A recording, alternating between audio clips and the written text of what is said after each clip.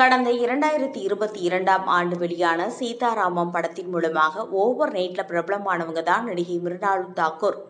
இவங்க தனது முதல் படத்திலேயே பட்டி தொட்டி எல்லாம் பாப்புலர் ஆயிட்டாங்க அப்படின்னு தான் சொல்லணும். அவருடைய அழகு மற்றும் நடிப்பால அனைவரின் கவனத்தையும் ஈர்த்த இவருக்கு அடுத்த பட வாய்ப்புகள் குவிய தொடங்கியது. சீதாராமம் படத்திற்கு அப்புறமா ஹாய் நன்னா படத்தின் மூலமாக இன்னொரு வெற்றியை பெற்றார்.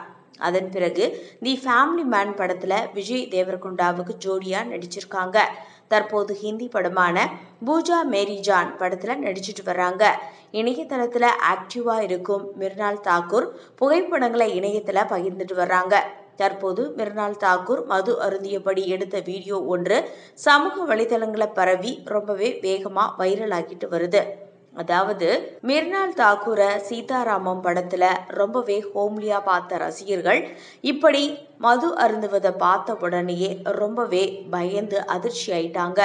என்ன இவங்க இப்படியெல்லாம் குடிப்பாங்களா அப்படின்னு ரொம்பவே கொஸ்டின் கேட்க ஆரம்பிச்சிட்டாங்க. அப்பாவி மாதிரி, அதாவது மிருனாள் தாக்கூரை ஒரு மாதிரி ரொம்பவே ஹோம்லியா பார்த்து ரசிச்சிட்டு இருந்த ஃபேன்ஸ் எல்லாருமே இப்போ ரொம்பவே ஷாக் ஆயிருக்காங்க அப்படின்னு தான் சொல்லணும்.